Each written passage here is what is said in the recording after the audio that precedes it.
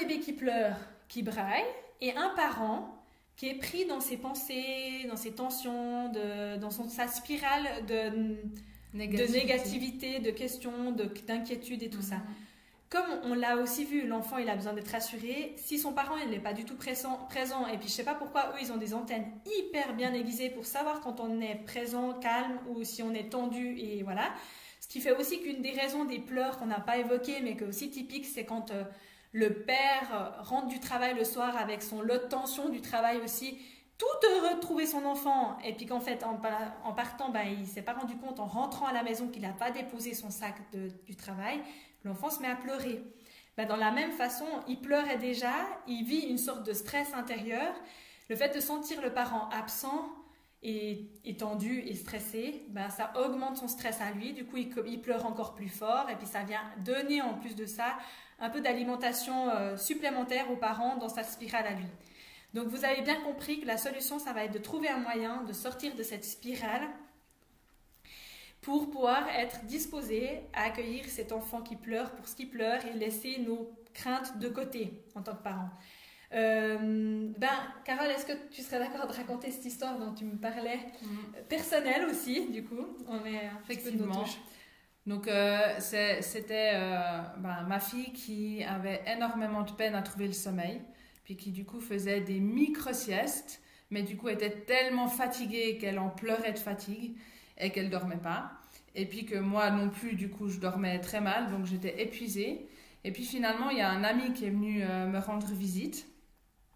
Puis à un moment donné, il m'a dit, mais t'aimerais que j'aille faire une promenade avec ta fille pour que tu puisses te reposer? Puis moi, je dis, non, mais c'est moi la maman, c'est à moi de m'occuper d'elle. Si moi, je sais pas faire, est-ce que lui, qui la connaît même pas, va pouvoir faire?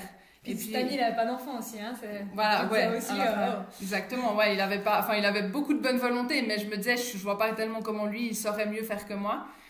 Puis finalement, à un moment donné, je me suis dit que c'était peut-être effectivement une solution. Puis il est parti promener avec elle, qui du coup s'est endormie avec lui en promenade. Et puis moi, ça m'a juste permis de faire baisser la pression et puis de prendre un peu de recul avec la situation. Mais ça n'a pas été tout facile non plus parce que je me suis dit, finalement, pourquoi est-ce que c'est lui qui a réussi à la calmer alors que moi, je suis sa maman puis que je n'ai même pas été capable de faire ça. De l'endormir. De l'endormir et puis de la calmer, de la rassurer. Et puis que finalement, c'est quelqu'un d'autre, un inconnu, qui a réussi à la calmer. C'est intéressant dans ce que tu racontes de se dire, en fait, alors que pour un parent donné, ou même des fois les deux parents, ça paraît impossible parce que la tension, en fait, elle est tellement haute à ce moment-là que l'enfant le ressent. Et un parfait inconnu qui, en fait, son ami, si le bébé pleurait, il n'y avait pas de nouvelles. Il savait que le bébé pleurait. Donc il s'est dit, lui, il avait l'impression de faire une bonne action. Et il en a fait une. Il est parti avec cet enfant et puis il pouvait que faire bien en allant le promener et puis en soulageant la maman. Si finalement elle n'avait pas dormi, il t'aurait au moins offert du temps pour que toi tu puisses te reposer. Donc partant avec toute cette bonne volonté et puis cette détente complète, la petite, ça lui a permis de sentir je suis en sécurité, je peux m'endormir. Ce qu'elle sentait probablement plus à ce moment-là avec toi parce que tu étais en fait trop épuisée. Donc ça vous donne un peu une sorte de boîte à outils, de se dire, mais en fait, c'est aussi des prises de conscience qu'on a fait, moi que j'ai fait aussi en tant que professionnelle, quand des fois les parents à l'hôpital, ils nous demandaient de prendre leur enfant parce qu'il pleurait trop. Cette situation, elle est fréquente. Ils disent, avec vous, elle s'est endormie, ou il s'est endormi. Comment c'est possible? Et puis c'est vrai que moi, avec l'expérience... la nuit, quand je faisais mes gardes à l'hôpital, j'étais en salle d'accouchement, il n'y avait pas toujours du travail et quand les bébés pleuraient, c'était souvent mes collègues, elles me proposaient de prendre les bébés parce qu'elles devaient aller de chambre en chambre.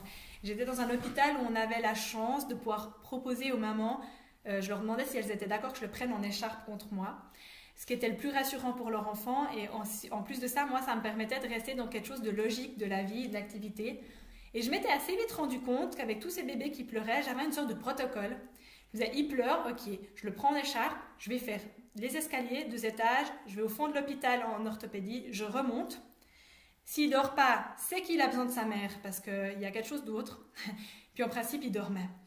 Et en fait, j'étais tellement sûre de mon protocole que ça marchait avec tous les bébés. Mais ça marchait parce que c'était pas les miens. et que j'étais très détendue, que je me remettais aucunement en question dans mes rôles, mes capacités. J'étais tellement sûre que ça allait fonctionner, ou que si ça fonctionnait pas, c'était que j'étais pas la bonne personne pour cet enfant, que c'était parfait. Donc en fait, c'est comment trouvez-vous en tant que parent cette certitude-là? Si vous êtes seul, vous n'avez pas d'autre possibilité, ça va être la situation la plus compliquée, mais pas invincible, c'est de se dire, donnez-vous des espaces temporels, de se dire, ok, là je trouve une solution pour maintenant, et essayez de ne pas regarder la montre. La montre, c'est toujours un temps stressant. Mais plutôt de vous dire, ok, là je le prends contre moi avec le porte-bébé physiologique, avec une écharpe, où je prends la poussette, puis je vais me promener, je fais tout le grand tour, puis s'il pleure vraiment après, je regarde ce que je fais. Mais déjà, de prendre une décision, ça soulage l'esprit. Mais jusque-là, je ne remets pas en question, même s'il pleure. Et autrement, je prends porte-bébé, puis je vais déjà ranger la cuisine, ou ranger les courses, ou n'importe quoi. Et puis le fait d'être en mouvement, puis de plus être centré sur l'enfant dans notre spirale de tension, et bien souvent, ça calme l'enfant qui va pouvoir s'endormir. Si vous avez... en fait, ce que tu dis, c'est de plus focaliser son attention sur l'enfant et sur la situation. Juste un peu de se détacher aussi de cette situation liée à l'enfant finalement, où on est avec notre enfant en disant mais il faut que tu dors, mais pourquoi, puis de l'avoir, mais de faire autre chose, ça permet de juste ignorer un petit moment la situation même de pleurs de l'enfant et puis de se concentrer sur autre chose. Tout en restant en fait présent par notre présence physique auprès de l'enfant. Je pense que c'est aussi une des raisons pour lesquelles c'est souvent plus difficile pour le premier enfant que pour les suivants. Oui. Parce que pour le premier, on n'a que cet enfant à gérer, que pour le suivant, des fois, il pleure, on l'a contre nous, mais il y a l'autre qui nous sollicite, donc on gère le truc, puis en fin de compte, le problème, il s'est réglé sans qu'on ait eu le temps d'entrer dans cette spirale, forcément. Ça ne veut pas dire qu'on rentre jamais pour un autre enfant, mais disons que c'est déjà un peu moins flagrant. Effectivement. Donc, si vous êtes seul, essayez de faire ce schéma-là.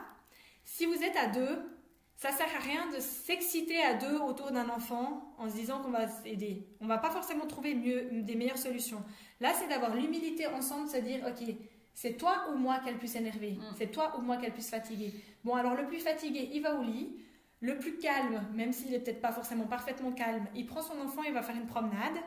Si on a peur que ça dérange les voisins, ça c'est aussi une question fréquente qui rentre dans la spirale la nuit, pourquoi pas le porter et d'aller faire un tour dehors malgré tout? Comme ça, on ne dérange plus personne, on n'a plus cette pression, puis qu'on revient quand le bébé il dort et l'autre au moins il dort. De faire des gardes pour s'échanger, pour essayer de préserver notre énergie familiale et d'éviter que ça vienne compliqué. Et puis en cas de force majeure, d'appeler de l'aide à l'extérieur pour pouvoir avoir un moment le relais.